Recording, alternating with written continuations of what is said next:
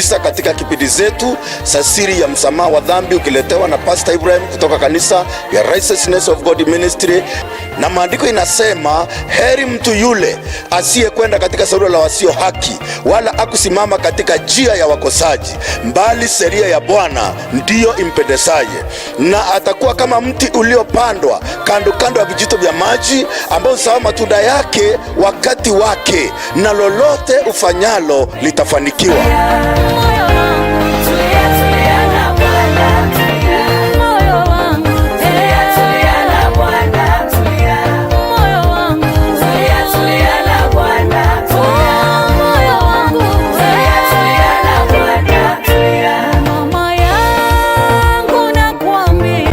Kipindi zetu. Mpendwa mtazamaji, na kukaribisha katika kipindi zetu za siri ya msamaha wa dhambi, ukiletwa na Pastor Ibrahim kutoka kanisa ya Righteousness of God Ministry hapa Lare. Tukaribishe mtazamaji wetu kwa makofi, sangwe na vigelegele. Mpendwa mtazamaji, kuna jambo moja nataka nikuzungumzie kabla niingie katika kipindi. Katika maisha ya Ukristo yanazidi kufifia kwa sababu Wakristo wenyewe hawana mwelekeo mwafaka katika maisha yao. Jambo la kwanza kile kimefanya wakose mwelekeo katika maisha yao ya Ukristo. Ukristo hawapandi Ukristo kwa familia zao. Hakuna Mkristo anaketi na familia yake kumweleza kuhusu Yesu Kristo. Hakuna mama, hakuna mzee akona nafasi na watoto wake wakueleza mtoto vile Yesu alimfanyia. Lakini ukiangalia wandugu zetu Waislamu wanafundisha watoto wao Qurani, wanafundisha watoto wao Biblia, lakini sisi hatuna muda wa kufundisha watoto wetu kuhusiana na Biblia ili waweze kufahamu moyo wa Mungu kuhusiana na maisha yetu. Wapendwa ndugu zangu, dada zangu, mtazamaji unayenisikiza, Mungu amekupatia familia. Wewe ndiwe mchungaji wa hiyo familia. Ita watoto wako wafundishe neno la Mungu. Haleluya. Kwa hivyo tusukue jambo hili kwa jukumu kubwa ili tuweze kuinua Yesu Kristo katika nchi yetu ya Kenya. Amen. Nafundisha vile Yesu Kristo alimaliza dhambi zetu zote. Kwa sababu tuliona Yohana Mbatizaji vile alikutana na Yesu Kristo na akaweka dhambi zetu zote juu ya Yesu Kristo. Haleluya. Nataka tuangalie kitabu cha Maombolezo tuone vile maandiko inasema. Maana ajapo usunisa maana ambo musunisa atamrehemu kwa kadiri ya wingi wa huruma zake. Japo musunisa atamrehemu kwa kadiri ya wingi wa huruma zake. Mstari wa 33 tuone vile Biblia inasema. Maana moyo wake apendi kuwatesa wanadamu, bali kuwahurumia, ama apendi maana moyo wake apendi kuwatesa wanadamu wala kuwahuzunisha. Tunafaa tuangalie moyo wa Mungu. Moyo wa Mungu uko namna gani? Moyo wa Mungu apendi kuwatesa wanadamu wala kuwahuzunisha. Huu ndio moyo wa Mungu. Kusudi la Mungu kudhihirisha Yesu Kristo ni kwa sababu Mungu apendi kutesa mwanadamu. Moyo wa mwanadamu umeteswa na dhambi, moyo wa mwanadamu umehuzunishwa na dhambi. Lakini Mungu kwa kupenda kwake, kwa sababu Mungu apendi kutesa mwanadamu, apendi kuhuzunisha mwanadamu, ndio alidhihirisha Yesu Kristo ambaye kutenda dhambi, ambaye kuwa na dhambi, ili aweze kuokoa mwanadamu kutokana na dhambi. Nataka mpendwa mtazamaji, tusindi kuangalia Biblia tuona Yesu ambaye kuwa na dhambi. Tuangalie Biblia kitabu cha waraka wa kwanza wa Yohana.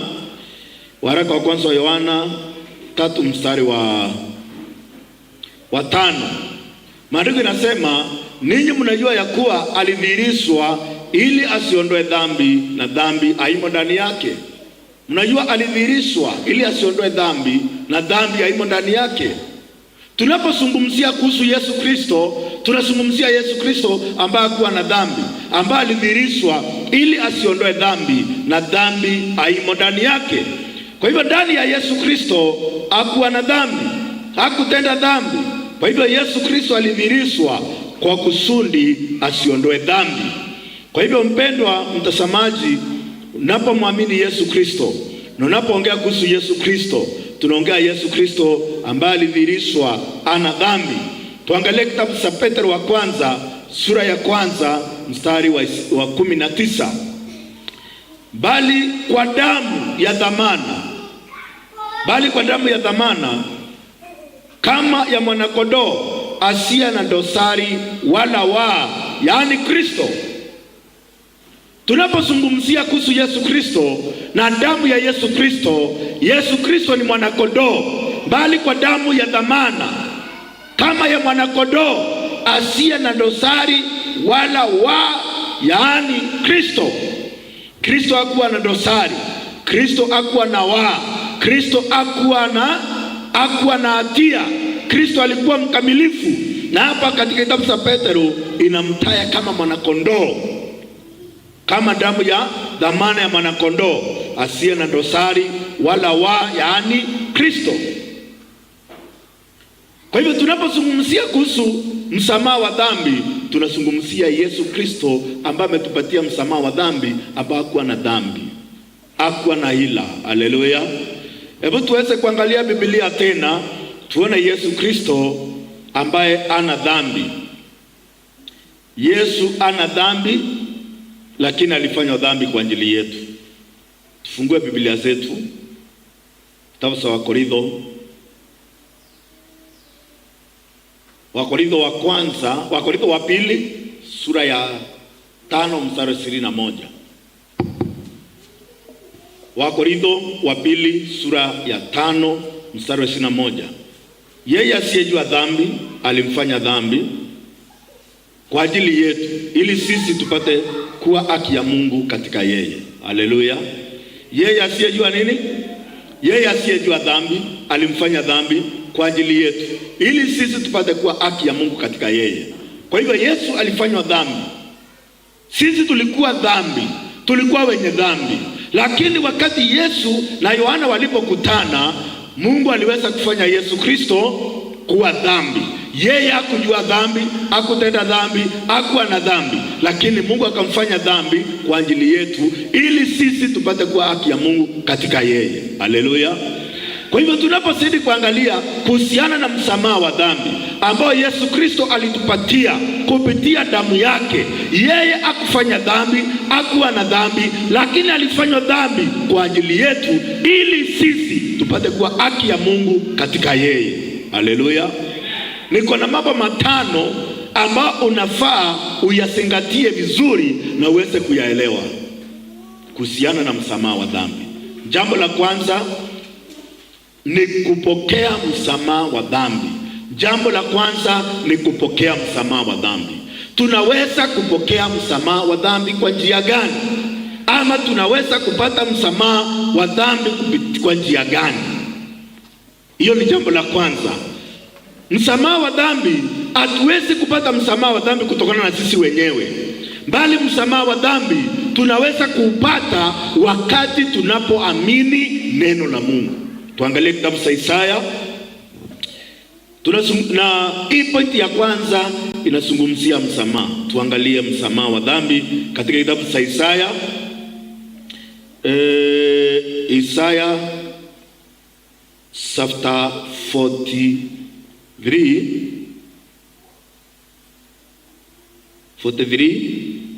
verse 25.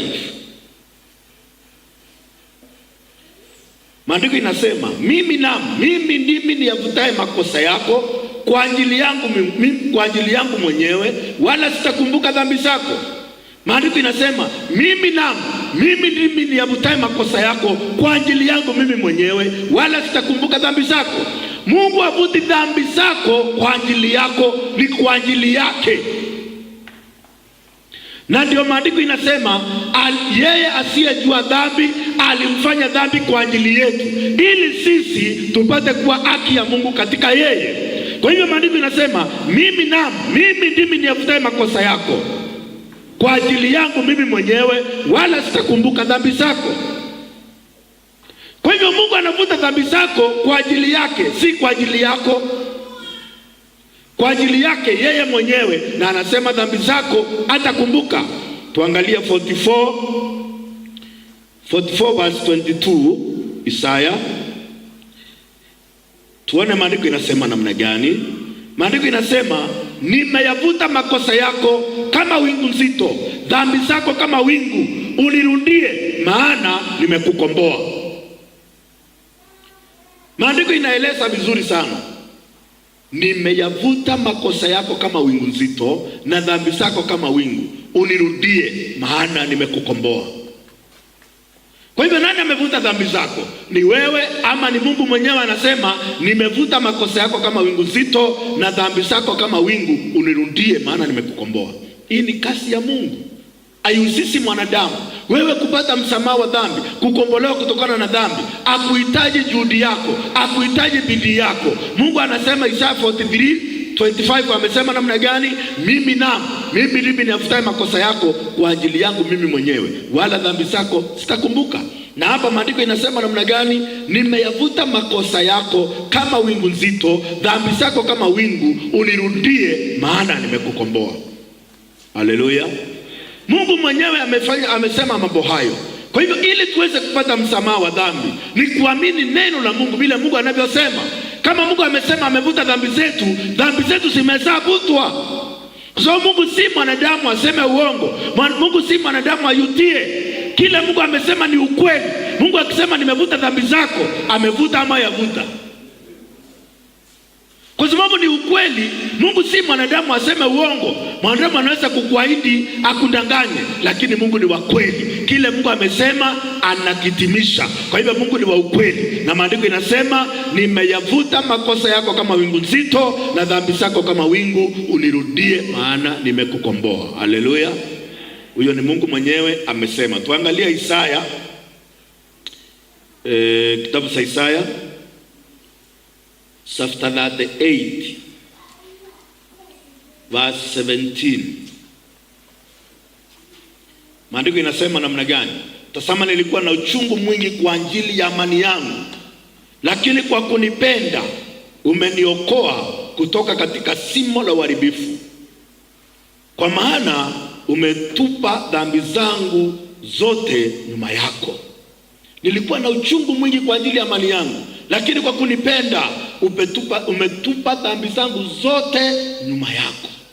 Mungu haoni dhambi zako, ameshaondoa dhambi zako zote. Haleluya!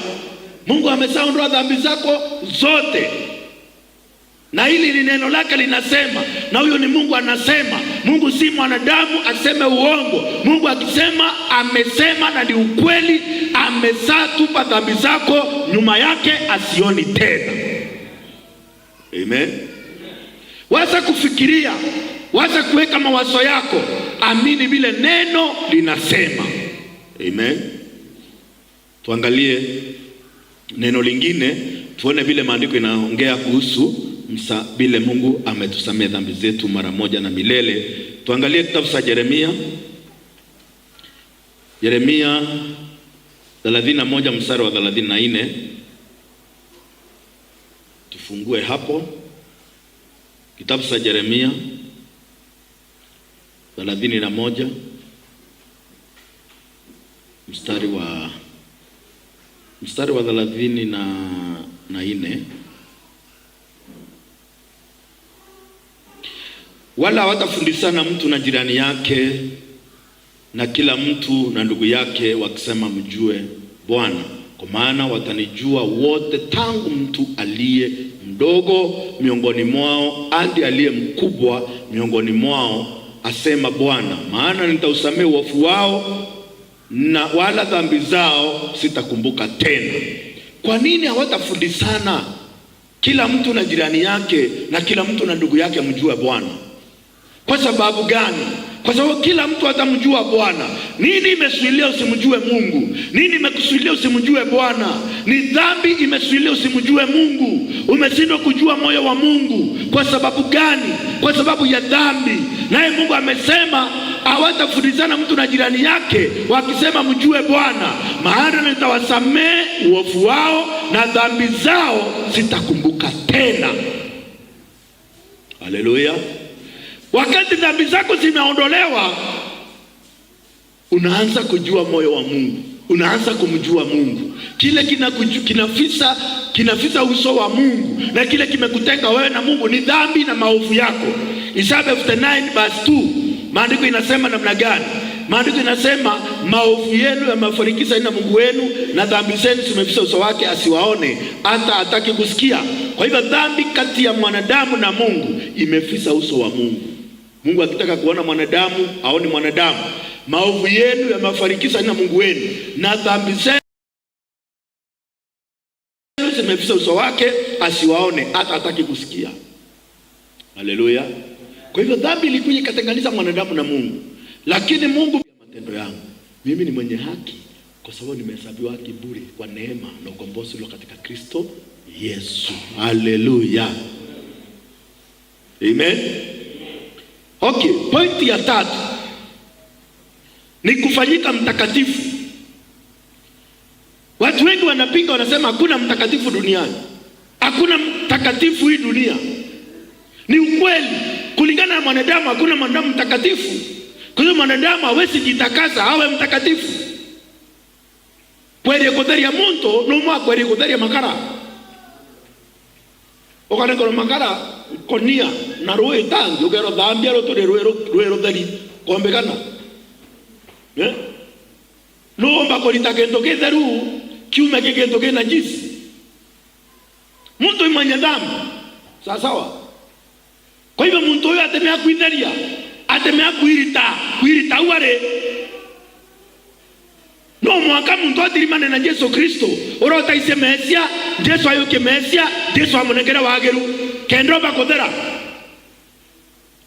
Otemea kothera wewe ngwa. Wewe ngwa temea kothera. Haleluya. Wono kothera no sensa ni maisha. Yorota ise mesia, akayuke mesia, nao akayuke wageru kwake.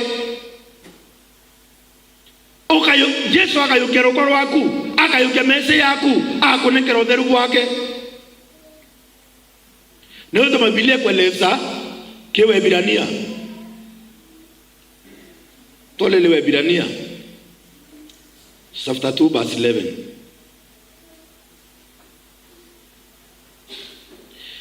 Maana yeye atakazae na hao wanaotakaswa pia watoka kwa mmoja. Kwa ajili ya hii aoni haya huitwa ndugu zake. Kuna yule anayetakaswa na yule anayetakaza. Kwa hivyo mwanadamu ni yule anayetakazwa. Yule anayetakaza ni Yesu Kristo. Kwa hivyo maandiko inasema maana yeye atakazae na hao wanaotakaswa wote wametoka kwa mmoja. Mwanadamu alitoka kwa Mungu, Yesu alitoka kwa Mungu. Kwa hivyo yule anayetakaza ni Yesu Kristo. Amen. Siwezi kuwa mtakatifu kwa sababu ya kujitakaza. Maandiko hapo imesema namna gani? Maana yeye atakasaye na hao wanaotakaswa wote watoka kwa Mungu. Kwa hivyo mimi niko katika position ya nani? Ya yule anayejitakasa ama yule anayetakaswa? Mimi natakaswa. Haleluya. Tuangalie tena Waebrania 10 mstari wa 10. Katika mapenzi hayo mmepata utakaso kwa kutolewa mwili wa Yesu Kristo mara moja tu. Haleluya. Mmepata nini? Utakaso kwa kutolewa mwili wa nani? Wa Yesu Kristo. Mwili wa Yesu uliotolewa dhabihu, katika huo mwili nimepata utakaso kwa kutolewa mwili wa Kristo mara ngapi? Mara moja tu. Haleluya. Kwa hivyo mimi ni mtakatifu kwa sababu nimejitakasa? Hapana, mimi ni mtakatifu kwa sababu ya mwili wa Yesu Kristo uliotolewa mara moja tu. Waebrania 10 mstari wa 14. Mstari wa 14. Maana kwa toleo moja amewakamilisha hata milele hao wanaotakaswa. Sio wale wanaojitakaza, wale wanaotakaswa. Amen. Tuamini Biblia vile Biblia inasema. Tuanze kuamini mawazo yetu, tuanze kuamini wanadamu, tuamini vile Mungu anavyosema. Mungu akisema umetakaswa, umetakaswa. Amen. Tuangalie pia neno lingine, tuone vile Biblia inaongea kuhusu kutakaswa. Tuangalie kitabu cha Wakorintho.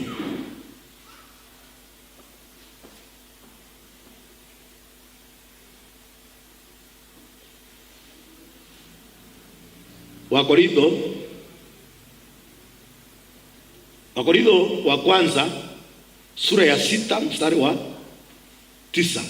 Hamjui ya kuwa wadhalimu hawatarithi ufalme wa Mungu? Msindanganyike, waserati hawatarithi ufalme wa Mungu, wala waabudu sanamu, wala wasinzi, wala wafiraji, wala walawiti, wala wezi, wala watamanio, wala walevi, wala watukanaji, wala wanyang'anyi.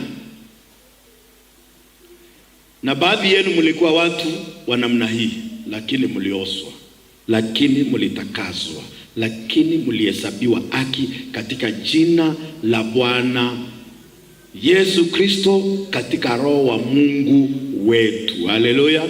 Baadhi yenu mlikuwa watu wa namna hii, tulisini, tulilewa, tulifanya vituko vya kila aina, na maandiko yanasema baadhi yenu mlikuwa watu wa namna hii, lakini mlioswa, lakini mlitakaswa, lakini mlihesabiwa haki. Haleluya. Si hata kwamba kutenda mambo hayo, tulitenda mambo hayo, lakini maandiko yanasema baadhi yenu mlikuwa watu wa namna hii, lakini mlioswa, lakini mlitakaswa, lakini mlihesabiwa haki. Haleluya. Si hata umejiosa, umeoswa, umetakaswa, umehesabiwa haki. Usema amen. Mtazamaji sema amen.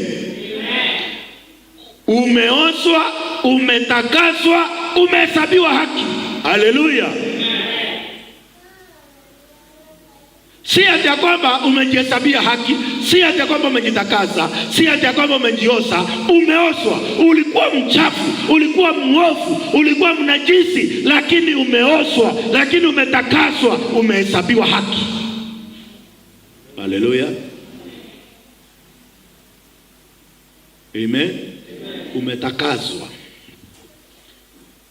Pointi ya 4, umekamilika. Sema nimekamilika. Mathayo 5 mstari wa mwisho, mstari wa 48. Basi ninyi iweni wakamilifu kama Baba yenu wa mbinguni alivyo mkamilifu. Kama Mungu ni baba yako, wewe ni mkamilifu kama baba yako. Iweni wakamilifu kama Baba yenu wa mbinguni alivyo mkamilifu. Usijaribu kuwa mkamilifu. Hebu tuone vile Biblia inaongea kuhusu ukamilifu.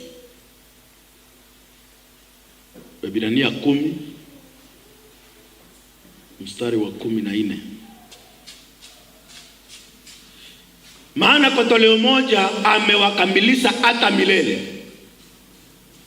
Kwa hivyo nimekamilika hata milele. Kwa toleo Yesu aliyotoa limenikamilisha hata milele. Kwa hivyo mimi ni mkamilifu. Kwa sababu gani? Kwa sababu nimejikamilisha? Hapana, kwa sababu nimekamilishwa hata milele. Haleluya. Kwa toleo moja aliyotoa nimekamilika hata milele. Kwa hivyo watu wanasema hakuna mkamilifu, lakini neno linasema maana kwa toleo moja amewakamilisha hata milele hawa wanaotakaswa. Kwa hivyo wale wanaamini toleo Yesu aliyotoa kwa ajili ya dhambi wamekamilika. Na wale wanaosema hakuna mkamilifu ni wale waamini wa Waebrania 10 mstari wa 14. Kwa toleo moja amewakamilisha hata milele hawa wanaofanya nini? Sema nimekamilika. Haleluya. Pointi ya 5 ya mwisho, nimefanyika mwana wa Mungu. Umefanyika mwana wa nani? Kitabu cha Yohana sura ya 1 mstari wa 12. Bali wote waliompokea aliwapa uwezo wa kufanyika watoto wa Mungu, ndio wale waliaminiwa jina lake. Mimi nimempokea Yesu. Haleluya. Unapompokea Yesu ndani ya moyo, umepewa uwezo wa kuitwa mwana wa Mungu. Haleluya. Mimi si mwana wa Mungu kwa sababu nilitaka kuwa mwana wa Mungu. Nilipokea neno likanizaa mara ya pili, nikafanyika mwana wa Mungu. Wote waliopokea nani? Waliopokea neno. Amen. Kwa maana maandiko inasema hapo mwanzo kulikuweko na neno, na neno likuweko kwa Mungu, na neno alikuwa Mungu. Na hapa maandiko inasema mbali wote waliompokea aliwapa uwezo wa kufanyika watoto wa Mungu, ndio wale waliaminio jina lake. Wewe ni mwana wa Mungu. Haleluya. Wewe ni mwana wa Mungu. Kitabu cha Warumi chapter 8 verse 16. Roho mwenyewe husundia pamoja na roho zetu ya kuwa sisi tu watoto wa Mungu. Haleluya. Yaani baada ya kupokea Yesu ndani ya moyo, roho wa Mungu na roho yangu inasundia mimi ni mwana wa Mungu. Sina shaka na jambo hilo. Mimi ni mwana wa Mungu. Haleluya. Sijui kama uko na shaka la jambo hilo. Roho wa Mungu anasundia pamoja na roho zetu ya kuwa sisi ni watoto wa Mungu. Mungu akubariki mpendwa mtazamaji. Tukutane Friday ijayo saa 2:30 katika kipindi hiki ili uweze kuelewa mengi. Mungu akubariki, tushukuru. Mtakatifu mkombozi wetu Yesu Kristo, tunakushukuru, tunakuinua, tunakupa sifa kwa neema umetujalia kusoma neno lako. Tunaona hayo mambo matano: bila Bwana majeshi umetusamehe dhambi zetu, bila umetuhesabia haki, bila umetutakaza, bila tumefanyika watakatifu, bila Bwana majeshi tumekamilika, na bila tumefanyika wakamilifu hata milele. Tuna moyo wa sifa, na bila tumefanyika watoto wako tuna moyo wa sifa na moyo wa shukrani. Bwana majeshi, watoto wako wote ambao wameamini neno hili, hebu likawe msingi na imani ndani ya mioyo yao.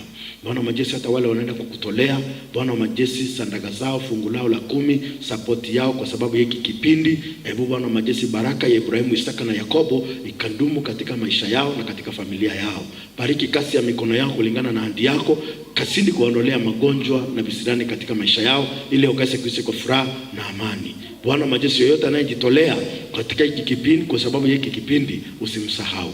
Bariki kasi ya mikono yake, muinue kutoka chini, umweke juu. Akawe kiswa asiwe mkia. Kaondoe magonjwa, kaondoe mikosi katika maisha yake, akaishi maisha ya furaha na amani anapokutumikia kwa wingi wa mali uliompatia. Asante kwa sababu ya neno la siku ya leo. Mpendwa, na Mungu asindi kukubariki unaposidi kufuatilia programu hii. Kwa imani katika jina la Yesu Kristo tunaomba. Sema amen. Mungu akubariki. Tuage mtazamaji kwa makofi, sangwe na vigelegele. Amen, amen. Mungu awabariki. Mtatoa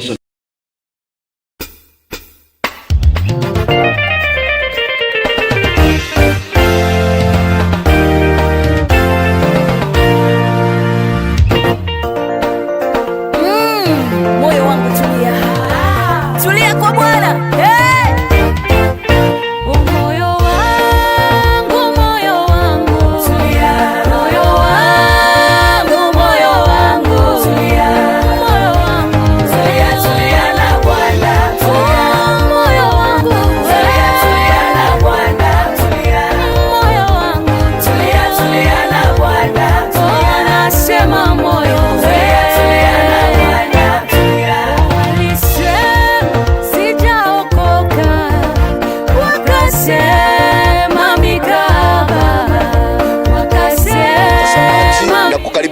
katika kipindi zetu za siri ya msamaha wa dhambi, ukiletewa na Pastor Ibrahim kutoka kanisa ya Righteousness of God Ministry.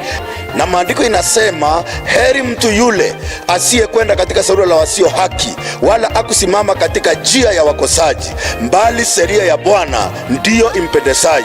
Na atakuwa kama mti uliopandwa kando kando ya vijito vya maji, ambao huzaa matunda yake wakati wake, na lolote ufanyalo litafanikiwa.